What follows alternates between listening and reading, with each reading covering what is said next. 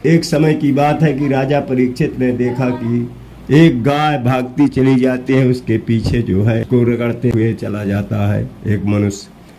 तो राजा परीक्षित ने रोका कि रुको, आप कौन है, क्यों उसके पीछे रगड़ते हो गाय को। तब उसने पूछा कि मैं महाराज जी मैं कलयुग हूँ। और उससे पूछा तो गाय पता है कि मैं पृथ्वी हूँ, मैं इसके अत्याचार पर यहाँ नहीं रह सकती हूँ, इसलिए मैं अपने लोक को जाती हूँ। तब राजा परीक्षित ने कहा कि हे तू मेरी, जब तक मेरी राज है तो यहाँ तुम नहीं रह सकते हो। कलयुग ने कहा कि मेरा समय आ गया है। तब उसने कहा कि मुझको कुछ स्थान दो, जब तक आपकी राज है मैं अमल नहीं करूँगा। तब उनने कहा कि तुम जहाँ जुआ होता हो, जहाँ चोरी होती हो, जहाँ अत्याचार होता हो, जहाँ व्यभिचार होता हो, वहाँ रहो। उनने कहा महाराज जी इतने में मेरी गुजर नहीं होगी। तब उनने राजा परीक्षित ने कहा कि जा सुवर्ण में रहो। तो इतना कहते ही उसने कलयुग ने राजा सोने का मुकुट पहरे हुए था उसमें बैठ गया। अब राजा परीक्षित वहाँ से चला तो उसको रास्ते में एक सर्प मिल गया, मरा हुआ सर्प मिला। उसको उठा करके एक मुनि जो है वहाँ तपस्या कर रहे थे उसके गले में लपेट दिया। और उसको कुछ लड़कों ने देख लिया तो उस मुनि के लड़के से जन्मेजय से जा करके बताया कि तुम्हारे पिता के गले में सर्प कोई डाल गया है। वो आकर देखा और उसने श्राप दिया कि जिसने मेरे पिता के गले में सर्प डाला हो उसको 7वें दिन तक्षक डस ले। इतना कहते ही उनकी समाधि खुली और उनने कहा कि क्या है।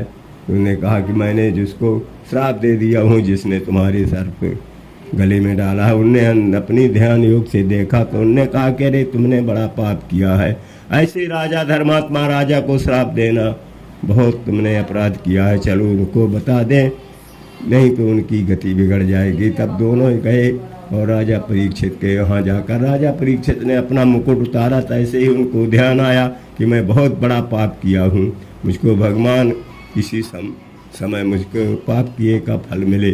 इतने में वो पहुंच गए। कह राजा परीक्षित से कहते हैं कि मुनि कहा न पे तुम्हें भाया और शराप। मुनि ने कहा राजा तुमको शराप हो गया है और तुम जो है 7वें दिन तुमको तक्षक चाबेगा।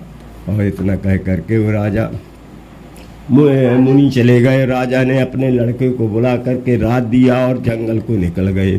जा करके मुनियों और आश्रमों में जा करके बताया और कहा कि गति मेरी क्या होगी।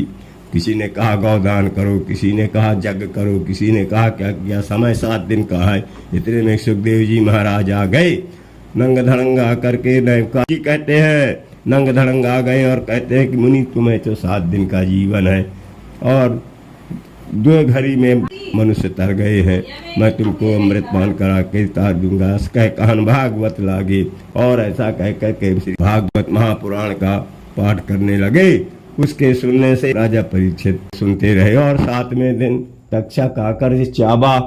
जब उसको तक्षक ने डस लिया तो उनकी मृत्यु हो गई।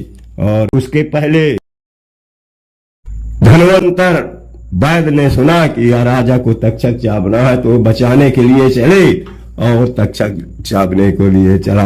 रास्ते में दोनों मिल गए तो धनवंतर ने पूछा कि तुम कौन हो। कहा मैं तक्षक हूँ। तक्षक ने कहा तुम कौन हो। कहा मैं धनवंतर हूँ, आज उसको तक्षक चाबना है तो मैं उसे बचाने जा रहा हूँ। कहने मैं यहाँ पर हूँ, मैं इस बड़ा के पेड़ को चाब लेता हूँ, तुम इसे बचा दो। उसने चाबा तो सूखा गया।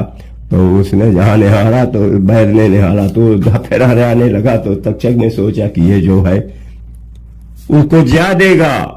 तो फिर उसने उसको बहुत सा धन दे करके वापस कर दिया बैर।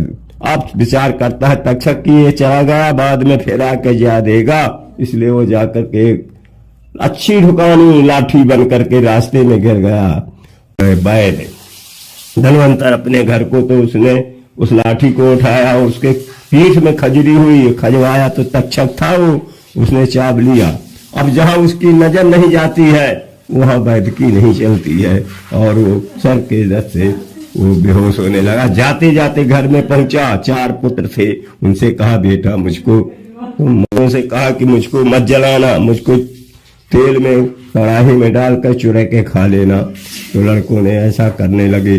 तब वो पैकर्मा देते रहे, चलते रहे। इतने में भगवान ने सोचा कि एक धर्मांतर के रहने पर कोई नहीं मरता था, अब 4 धर्मांतर हो जाएंगे, इसलिए आकर के भिक्षा मांगी। उनको देरी हुई, लेकर आए। कहन क्या करते थे? कहन पिताजी मर गए हैं, वो कह गए थे कि हमको खा लेना चुरे। अरे कहन कोई पिता को नहीं खाता है, चलो हम उसको अग्नि दिला दे। ऐसा कह करके उनको निकाल के कड़ाहे से और अग्नि दिला दिया।